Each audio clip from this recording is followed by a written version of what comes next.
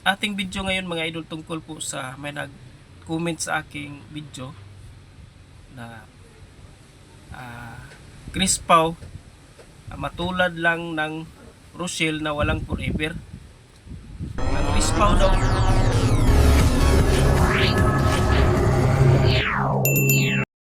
Hello mga idol, magandang araw po sa inyo. Welcome to my YouTube channel, Miltic Romero TV po. Magandang araw, magandang araw sa lahat, lalo na po sa ating mga subscriber dito sa Pinas at sa mga kababayan natin dyan sa ibang bansa, lalo na po sa Middle East. Ingat po kayo palagi dyan mga idol. At sa ating mga senior citizen nanonood, maraming salamat po sa palaging pagsuporta mga idol. Welcome to my YouTube channel, Miltic Romero TV po.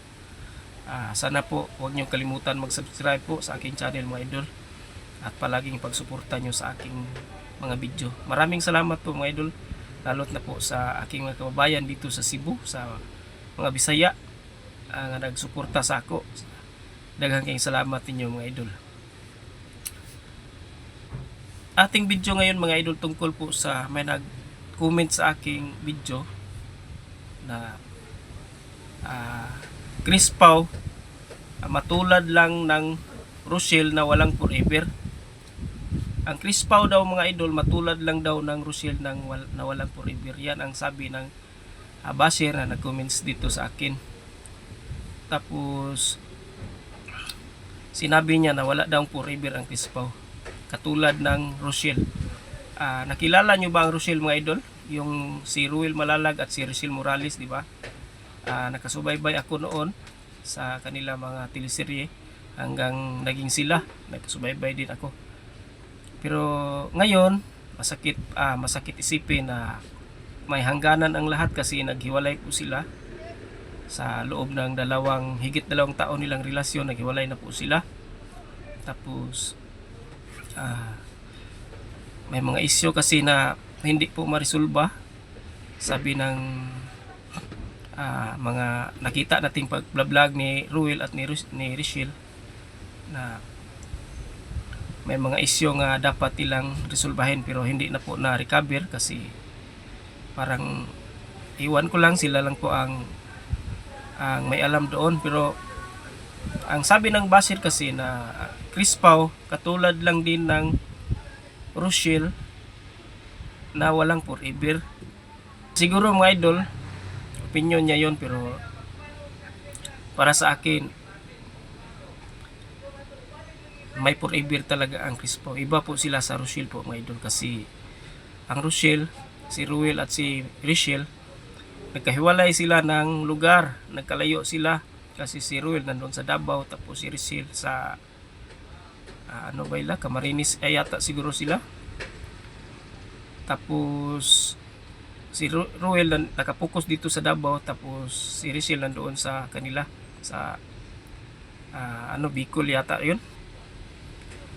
Tapos ganyan talaga ang relasyon pag maghiwalay ng lugar, tapos nagka LDR, may mga isyu na yan, may mga labas na isyu. Pero di katulad ni Sir Paul at ni Krishna, na si Krishna palaging nasa tabi ni Sir Paul.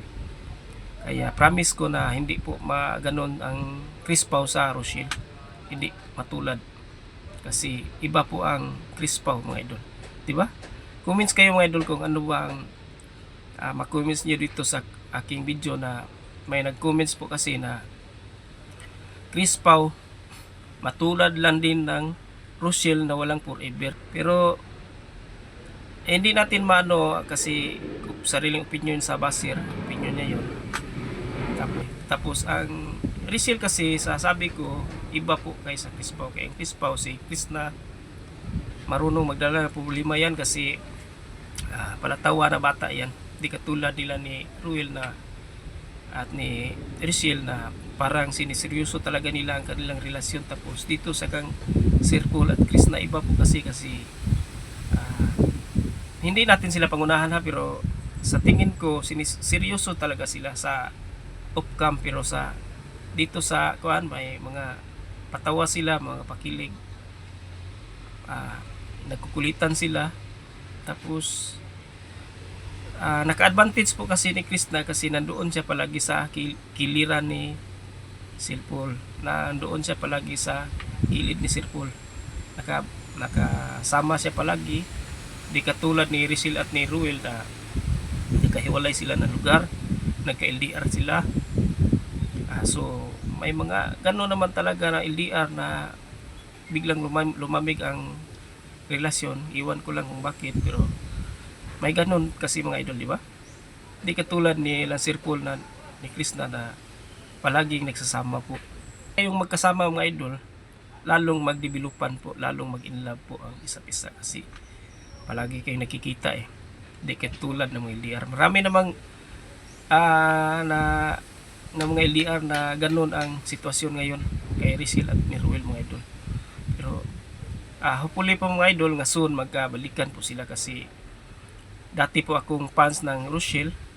Dati po akong taga-subaybay doon. Na ano po tayo na biglang attach po tayo kasi sa tagal ng kanilang relasyon biglang buwag sila, di ba? Yun lang po mga idol. Maraming salamat po mga idol. God bless po sa lahat.